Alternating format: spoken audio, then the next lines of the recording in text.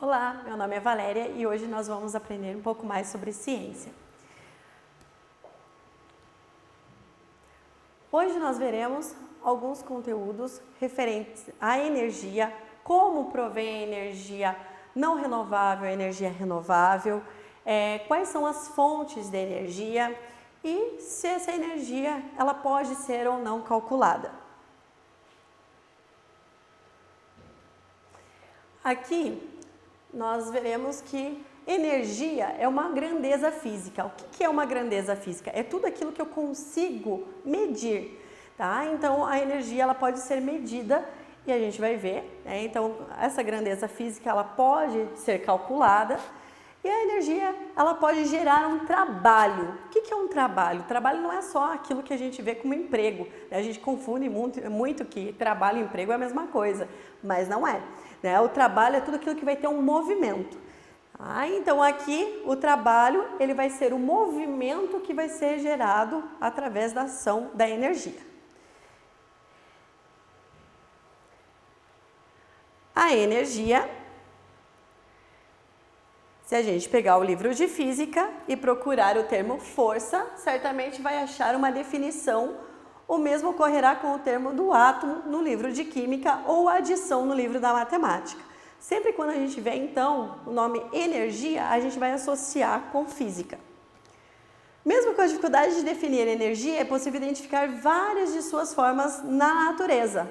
Tá? Então, a energia está dentro da fotossíntese, energia está dentro dos alimentos, energia está dentro, né, do metabolismo que vai ser gerado pelos animais. Então, a energia, tanto na cadeia alimentar, a energia ela é propagada. Tá? E ali a energia está associada à capacidade de um corpo ou sistema de realizar trabalho. Como eu falei antes, trabalho é aquilo que vai gerar um movimento. E essa grandeza física, lá no material didático, tem lá no Para Saber Mais, energia e trabalho são grandezas medidas em Joule. Tá? Então, toda vez que eu calcular a energia, eu vou colocar um J no final. Esse J vai ser de Joule. Tá?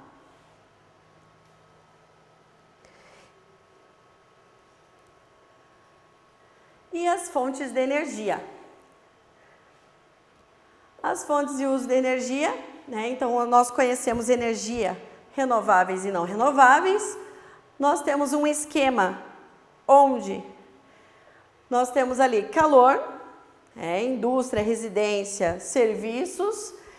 Esse calor ele é gerado por onde? Da energia solar, da geotérmica. O que é geotérmica? Energia da Terra, do interior da Terra. Então, se a gente pensar lá nas águas termais, se a gente pensar nas fendas que existem entre as placas litosféricas, essas fendas elas produzem calor.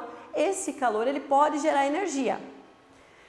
A biomassa nada mais é do que a matéria orgânica gerando energia, gás natural, carvão e petróleo.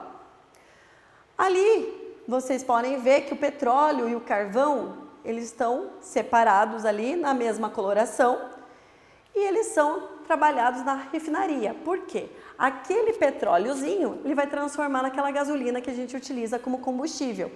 Mas não só a gasolina, o diesel também é utilizado pelo petróleo. E aí os transportes onde utilizam essa gasolina. O carvão na central térmica, daqui a pouco a gente vai ver um pouquinho mais sobre como esse carvão surgiu, e qual foi a função na sociedade.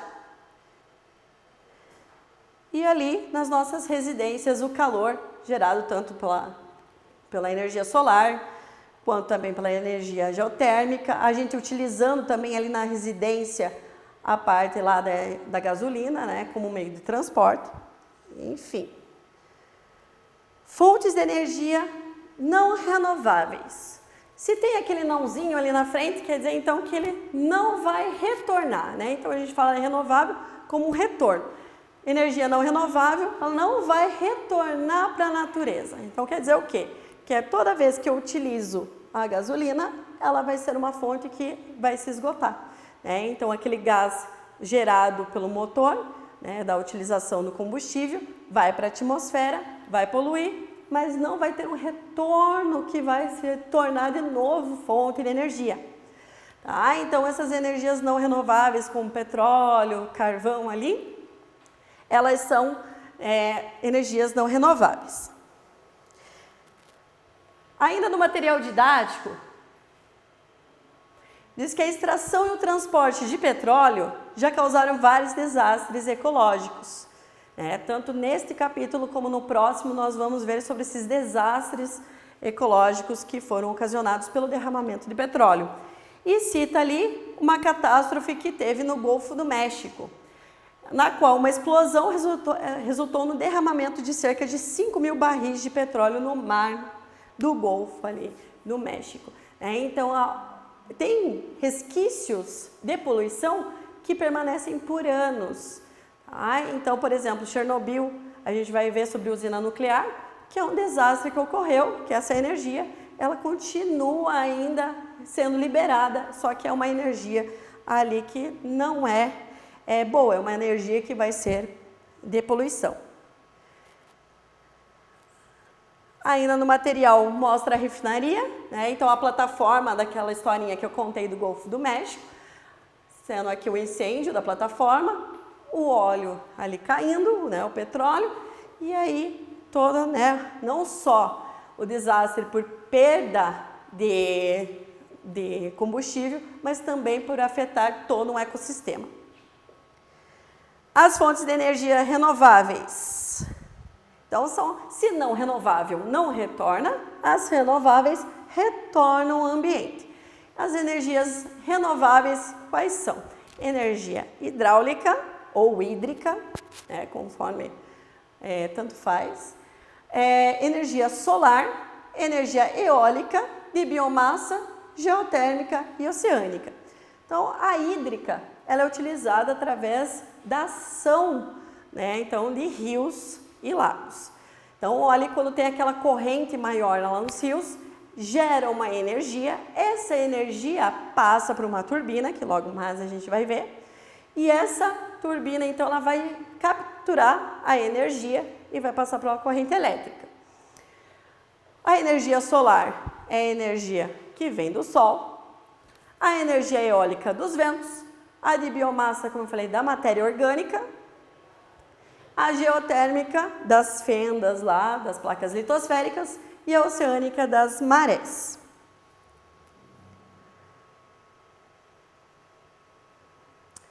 Continuando, ainda lá na página 265 do livro didático, está escrito ali no desenvolver e aplicar, matriz energética. Vocês já ouviram falar sobre matriz energética? Então, matriz energética é aquilo que vai ser uma maior fonte de energia, então em um determinado local. Por exemplo, se a gente pensar em cada estado brasileiro, nem todo estado brasileiro vai utilizar a mesma energia. O mundo possui uma matriz energética composta principalmente de fontes não renováveis, como carvão, petróleo e gás natural, fontes renováveis como solar, eólica, geotérmica, por exemplo, juntas correspondem a apenas 1,60% da matriz energética mundial, assinalados como outros no gráfico, somando a participação da energia hidráulica e de biomassa, as renováveis totalizam 14%. Então, aqui no gráfico, Enem adora gráfico, tem a porcentagem de todas as energias sendo utilizadas através das fontes ali de energia. Então, do carvão, petróleo e derivados é a maior quantidade, infelizmente, porque é o que não é renovável e o que polui mais. Gás natural, nuclear, hidráulica, biomassa e outros 1,6%. Então, agora, vocês têm essa proposta desta página para fazer, então, um tempinho para pesquisar o que é a maior, qual é a parte do local onde você mora, qual é a matriz energética do seu estado. Pesquisou? Então, vamos lá.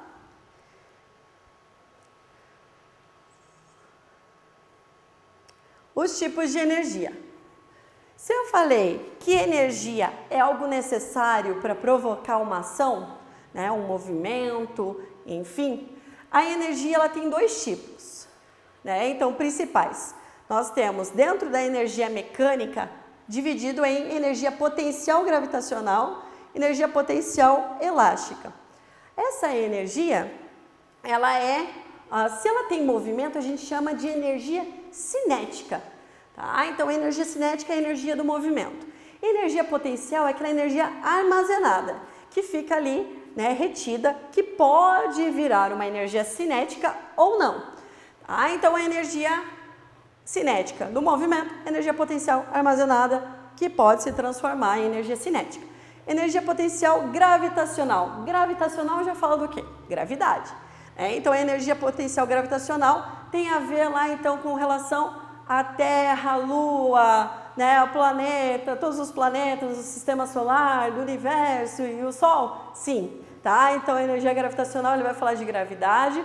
Nós vamos ver um pouquinho mais para frente, né, depois, né, ao decorrer do ano, sobre as leis de Newton. Né? Então, a energia potencial gravitacional, ela fala de gravidade, fala da ação. Né? Então, por que as coisas, toda vez que eu jogo lá para cima, elas não ficam lá, né? Elas caem? Porque tem uma gravidade. A energia potencial elástica. Né? Então, lembrando lá de uma lei de Newton, toda ação tem uma reação. Né? Então, a energia potencial elástica, ela vai fazer com que ocorra uma deformação através de uma força, mas ela volta para o seu devido lugar. Com a mesma intensidade? Não necessariamente, mas toda vez que eu emprego uma ação, essa força ela vai devolver, né, ali para o corpo. A lei da conservação de energia. Essa, asterisco aí, pessoas. Né? Então, o que é uma total de energia? A lei da conservação da energia fala que na natureza nada se perde, nada se cria, tudo se transforma. Então, essa energia sempre está sendo renovada. A energia, então, a gente depende. A energia total, né? Então, matematicamente falando, a energia mecânica é igual à energia potencial mais a energia cinética. Então, o que é energia mecânica? Energia do movimento, né? Então, ali juntamente com a energia potencial e a energia cinética. Um exemplo bem legal é na montanha-russa. Na montanha-russa, primeiro o carrinho vai bem lento, né? E aí por quê? Porque aquela energia está sendo gerada, energia potencial. Aí ela para, né? Aí o carrinho, quando tem uma descida, ele vai muito rápido. Por quê? Ele armazenou a energia potencial, aí ele tornou essa energia cinética, energia do movimento. Sobre as usinas, as fontes, os tipos de fontes de energia elétrica, a gente mencionou um pouquinho. A gente vai ver com mais detalhes agora sobre as usinas hidrelétricas. As usinas, então, como eu falei, todo lugar que tem uma força, né? Então, ali, para gerar água, passa por uma turbina. Tá? Então, aqui, nós temos um canal, né? Então, onde a água vai passar. Aqui, a caixa de força e gerador. O gerador já tem esse nome porque ele vai gerar energia. E ali as turbinas. Essas turbinas, elas ficam constantemente em movimento, fazendo energia cinética para poder, então, armazenar onde?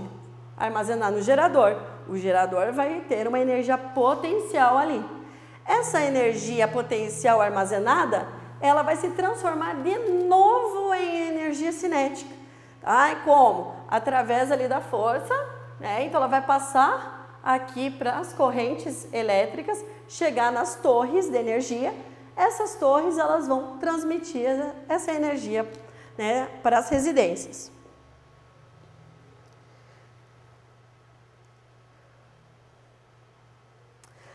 No Para Saber Mais, da página 267, tem ali cerca de 70% da energia elétrica no Brasil é proveniente de usinas hidrelétricas. Ou seja, após analisar as fontes de energia utilizadas no país, pode-se dizer que a matriz elétrica brasileira é mais renovável que a matriz elétrica mundial. Afinal, o que é matriz elétrica? Relembre, acabei de falar alguns segundos atrás. Matriz elétrica é toda aquela maior fonte de energia, né? Então, trata-se do conjunto de fontes de energia num determinado local.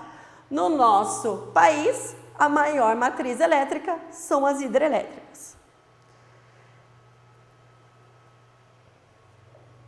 Quando nós falamos sobre fontes de energia, né, como a hidrelétrica, nós temos que pensar que essas fontes de energia, elas fazem um impacto socioambiental também, tá? E qual seria esse impacto?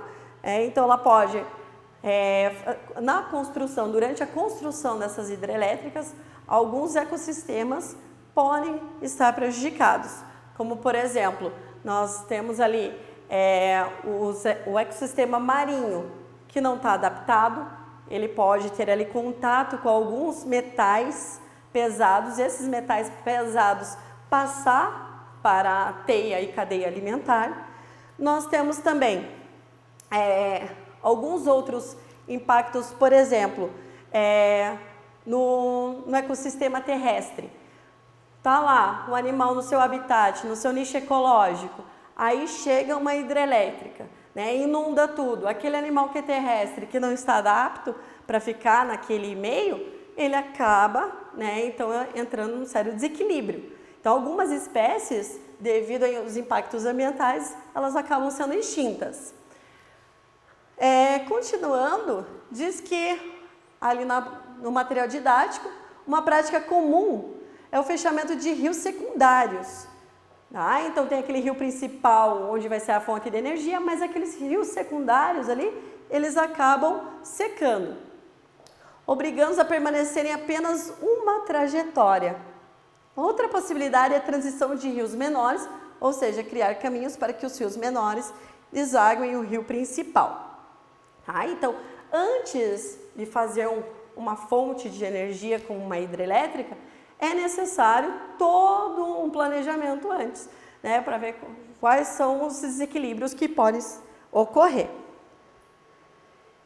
Aqui nós temos as imagens das hidrelétricas, então a usina de Itaipu, o rio aqui, né, no Rio Iguaçu, e aqui nós temos a usina na China, do rio Yangtze.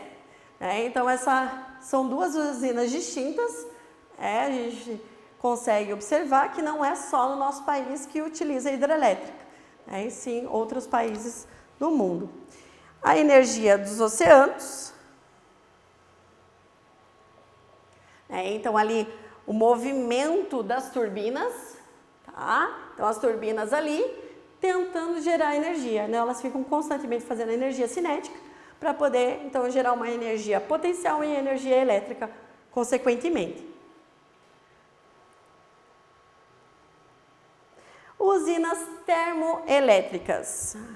Falei um pouquinho sobre o que seria esse termoelétrica. Tudo que são moléculas que, ao se encontrar, elas liberam calor. Então, por exemplo, quando a gente pega uma turbina a vapor, resfriado, se transforma numa água limpa novamente para iniciar o processo.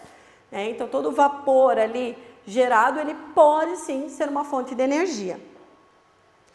E, além disso, dentro das usinas termoelétricas, podem ser utilizados a energia de biomassa. O que seria essa energia de biomassa? Seria ali a matéria orgânica. Por exemplo, o bagaço da cana-de-açúcar pode ser transformado em energia. Restos de dejetos de animais ou dejetos de comida pode sim ser transformado em energia aquilo ali. Então, é claro que precisa todo de um controle para não liberar metano em grande quantidade, mas essa energia ela pode ser transformada e ser utilizada até como nas fábricas para poder então ter um movimento ali. Usinas geotérmicas são as usinas quando as placas litosféricas ali têm uma fenda, então não é atrito que nem a gente sabe do choque que vai dar terremoto, que vai dar vulcão, mas essas fendas que possuem na rocha ali das placas litosféricas, elas vão liberar calor. Esse calor, então aqui no exemplo da imagem, é de uma usina geotérmica instalada na Islândia. Então o calor ali das fendas, esse vapor ali gerado, ele pode ser utilizado como energia. E as usinas nucleares. Tá? Sempre quando a gente pensa em usina nuclear, a gente lembra do quê? Chernobyl. Então, Chernobyl ocorreu um desastre, nessa usina nuclear que liberou uma grande quantidade de material radioativo. Essas usinas nucleares, então, qual é a função de uma usina nuclear? Então, a usina nuclear, ela vai fazer com que os átomos façam uma fissão. O que seria uma fissão? É um encontro de átomos. Esse encontro de átomos, ele gera energia.